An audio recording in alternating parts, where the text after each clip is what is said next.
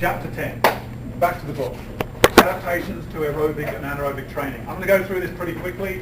We've been through a lot of this already. Okay?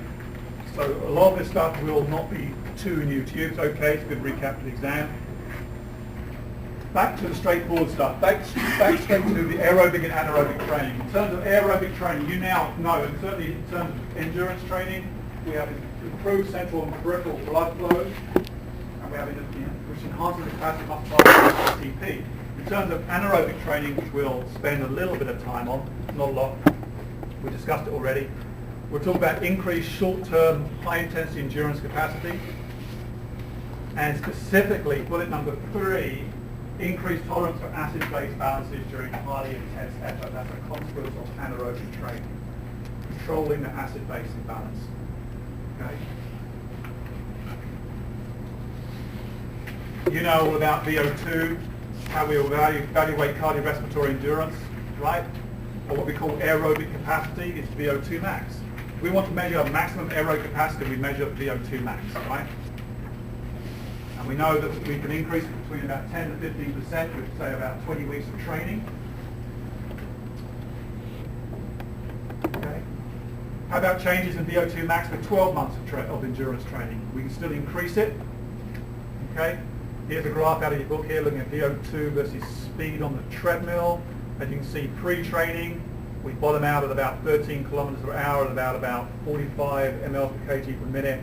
And then after 12 months of training, we plateau. We don't always plateau. That's another lecture, which we won't do in 409, unfortunately, where we bottom out at about 17 kilometers per hour for a higher VO2 max of around about 55 ml per kg per minute. How long does it take to reach your peak, like your absolute peak? Well, it's a good question. I mean, as we know, there's a genetic ceiling for VO2 max, right? You can only increase it so much, and then it'll remain where it remains. So it doesn't matter even if it's, I mean, in this case, this is pretty extreme. This is quite a dramatic increase in VO2 max. Certainly, you know, I'd imagine this is a fairly untrained individual, okay? But certainly, you could reach your, with training, you could reach your VO2 max in about potentially your peak in about 3 months, and it might not continue to improve after that. It's very individual as well. There's a lot of, there's non-responders and responders. Okay.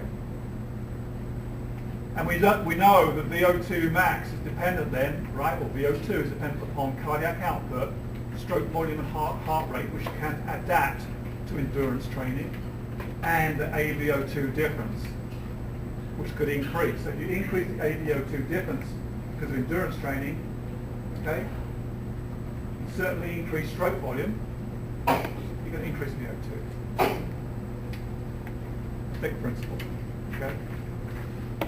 Cardiovascular adaptations we've spoken about before. Heart size, stroke volume, heart rate, cardiac output, blood flow, blood pressure, blood volume. We spoke about those last week. We spoke about the size of the left ventricle increasing, left ventricular hypertrophy. Chamber size, particularly of the left ventricle, will increase. If you increase chamber size, you increase stroke volume, preload, cardiac output, ejection fraction. Okay, we spoke about those. We also spoke about the left ventricular wall thickness increasing. Therefore, you're going to increase contractility.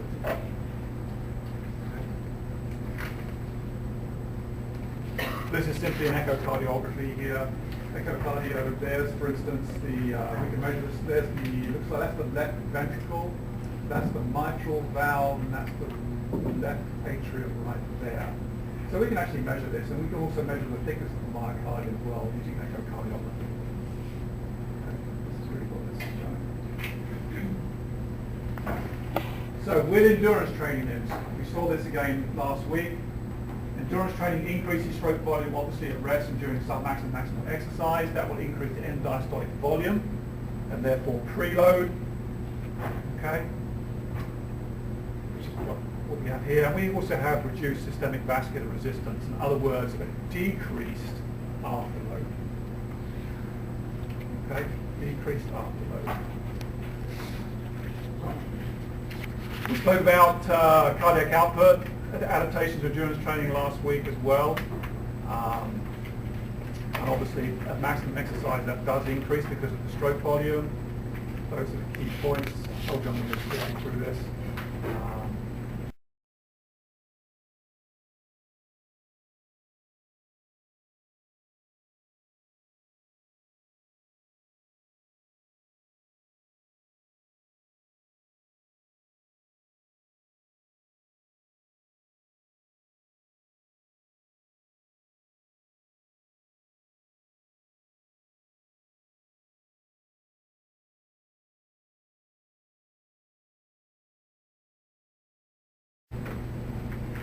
Other adaptations to endurance training: increased capitalization of trained muscles. Angiogenesis. We make more blood vessels, more capillaries. Okay? Why? Because our body demands to extract more oxygen. Because of this, we increase the APO2 difference. Okay. We have a greater recruitment of those of the existing capillaries in trained muscles, so we can effectively extract more oxygen. We have more effective blood flow redistribution from the inactive regions like the gut and the liver and the kidney. We have increased blood volume as well. Did you say you create more capillaries? Yes. Yeah.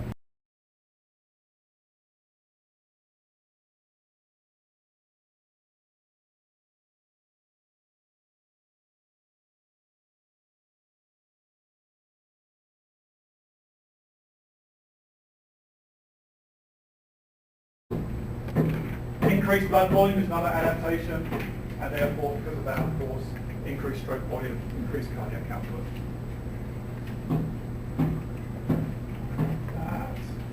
Like I say, blood volume does increase as an adaptation to endurance exercise, and it increases two ways. We see an increase in the plasma proteins, particularly albumin, in the blood, and increased antidiuretic hormone and aldosterone. You know what they do, right? Increased reabsorption of water and sodium, so we increase blood volume that way. Red blood cell volume increases, hemoglobin increases. Okay, all adaptations. This is a schematic out of your book here, looking at volume,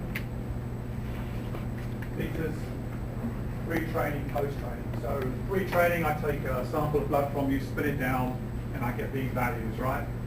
Let's say we get 2.8 for plasma volume and 2.2 for red blood cells. Post-training, let's say 12 weeks post-training, do the same thing. We've increased our red blood cell mass a little bit, 2.4, it's not great. But where we've really increased is our plasma volume. Now we're at 3.3. So of course that will reduce our hematocrit, right? The percentage of red blood cells in our total blood volume will go down because our plasma volume is dramatically increasing. Okay.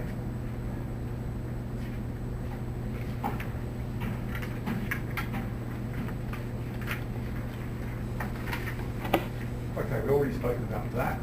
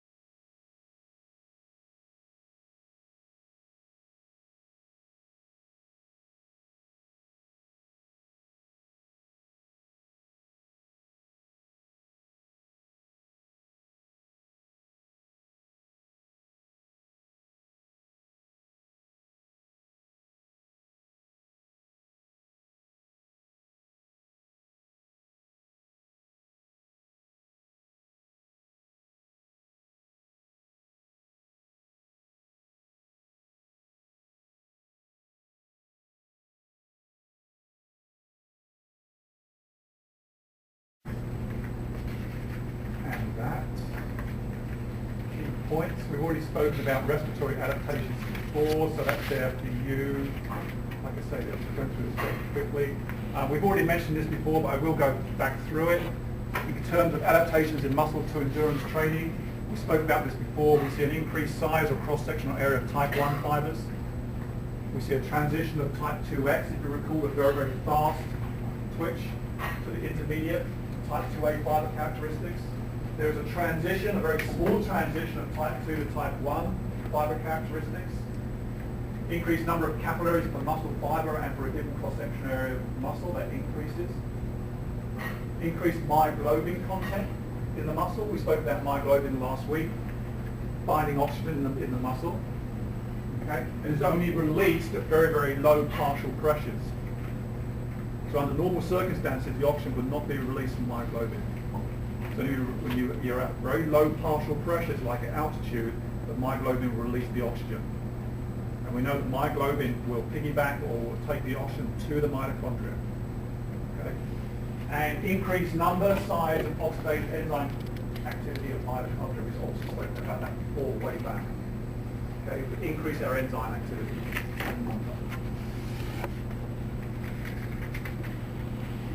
And in fact, this is looking at here the change in this is out of your book here, the change in maximal oxygen uptake, and this SDH stands for succinate dehydrogenase.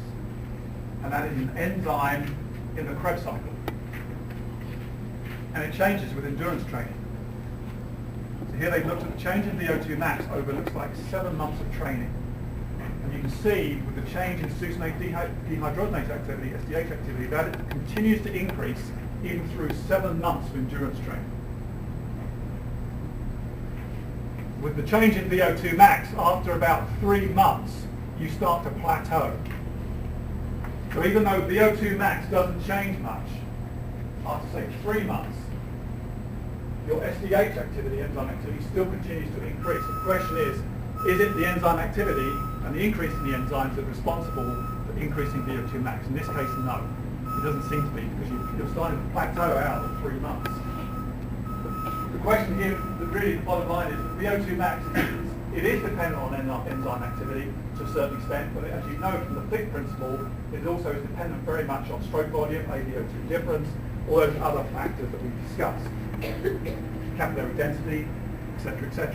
It's not just enzyme activity. Make sense?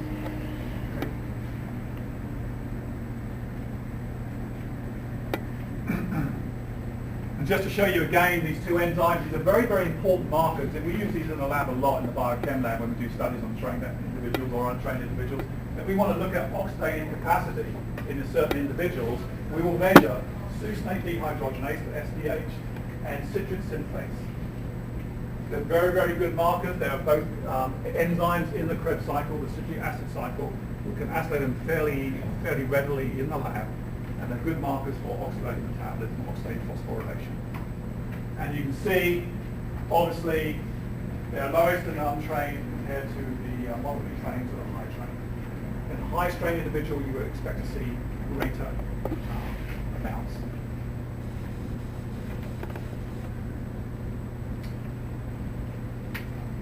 Okay, metabolic adaptations to training. We've already kind of spoken about this before, so this should not be anything new. Lactic threshold, or the anaerobic threshold. Have you done that lab yet? Yeah, you've done that lab, right? That will increase as a metabolic adaptation to endurance training.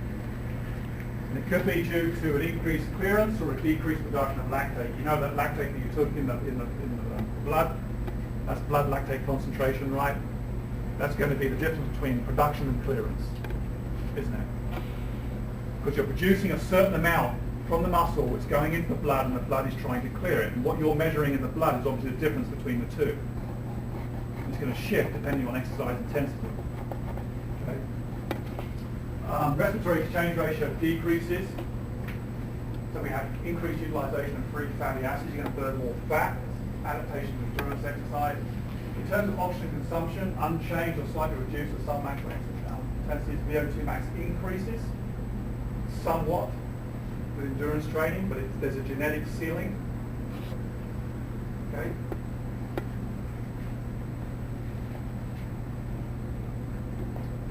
I'm not going to worry about lactate threshold. You can read it in the book. We've spoken about it already. You've done a lab in it. These are just graphs from the book describing that.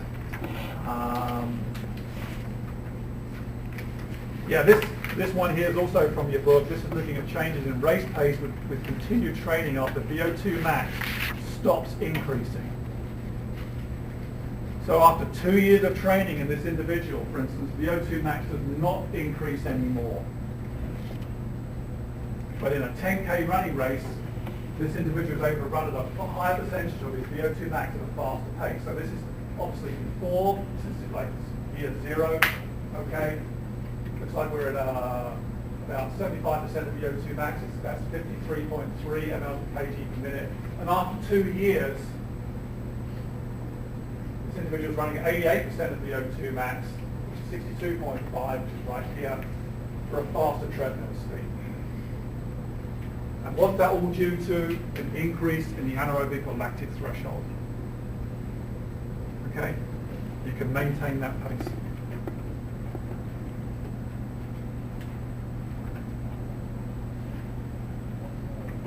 So in terms of factors that affect the VO2 max, obviously the level of conditioning. You're going to see big jumps.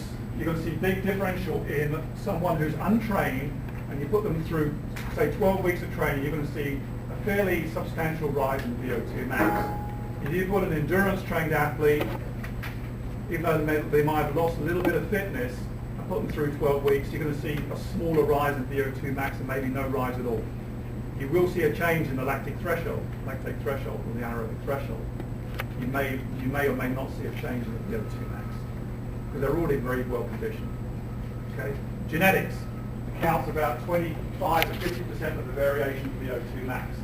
Like I said before, you do see non-responders, positive responders, and negative responders, which sometimes we can see even in trained individuals, big changes in VO2 max. In other individuals, no change at all. Okay. Sex. Women have lower VO2 max compared to men. Why do you think that would be the case? Why would women have lower VO2 max values compared to men? Not necessarily when you correct it for body size, mLs per kg per minute, but absolute values like litres per minute, they have lower values. Lower the muscle mass.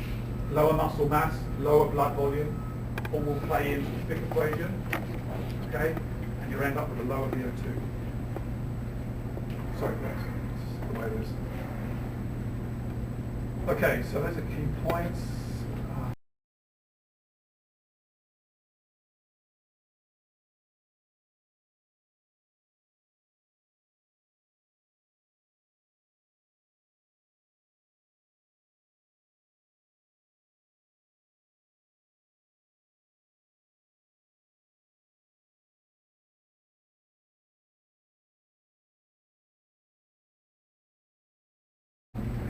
This is a schematic here that you can go through on your own. It's actually quite a good schematic on the increases in VO2 max. We've kind of seen this sort of stuff before, and what's responsible for the increase in VO2 max. We obviously know that this is your big principle right here, right? VO2 max equals Q max times the AVO2 difference. That's your big principle.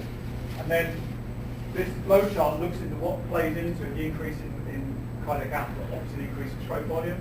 That's dependent on a decrease afterload, an increase in enzyme volume, an increase in contractility, all the factors that play into that. And the same with the AVO2 difference, increased blood flow, increased capillary number, recruitment, mitochondria, oxidative enzymes, microbes. And then we even know, because we spoke about this before, other factors like autoregulation, right? Myogenic, metabolic, and endothelial media that we spoke about on Wednesday. Okay, just to finish off on for this slide here on this lecture, anaerobic training. What do we see with muscle adaptations to anaerobic training? Increased muscle fiber recruitment and increased cross-sectional area of type 2A and type 2X muscle fibers, fast twitch. Okay. We see an increased ATP phosphocreatine system enzyme activity. Increased activity of several key glycolytic enzymes. Which enzymes do you think would increase? Which key glycolytic enzymes would increase with anaerobic training, do you think? And they are allosteric enzymes, obviously. One springs to mind for me that's obviously very obvious. What are you producing a lot of with anaerobic activity? Lactate. And what's the enzyme responsible for turning lactate from pyruvate? So that's the theta pyruvate.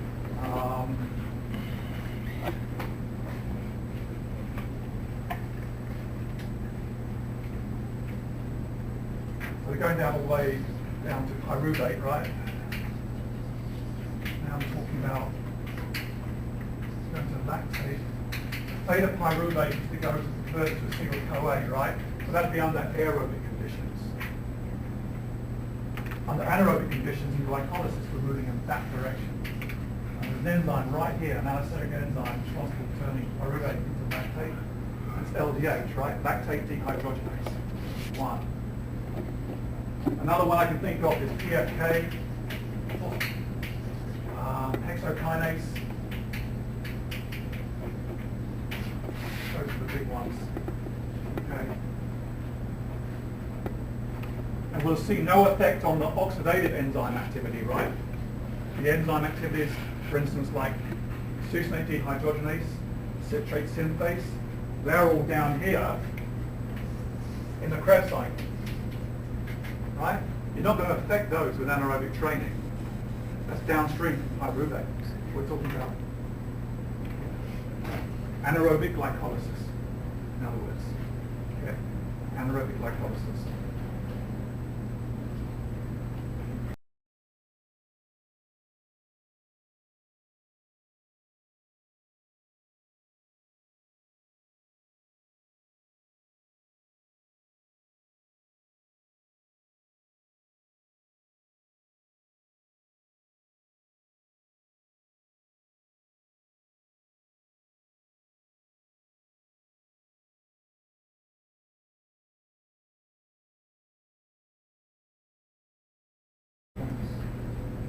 This is a table out of your book that you might just want to browse through. It's real data, looking at untrained, aerobically trained and anaerobically trained individuals, and it's looking at those different enzymes like succinate dehydrogenase, malate dehydrogenase number 1, carnitine transferase. These are all oxidative enzymes, and you're going to see an increase in those with aerobically trained individuals, and you see that on the far right. Right? This guy here, carnitine, is responsible for shuttling fatty acids into the inner mitochondrial membrane, across the inner mitochondrial membrane. Succinate dehydrogenase, Krebs cycle, see that they're increased. And some of those enzymes that are involved, in particular in the anaerobic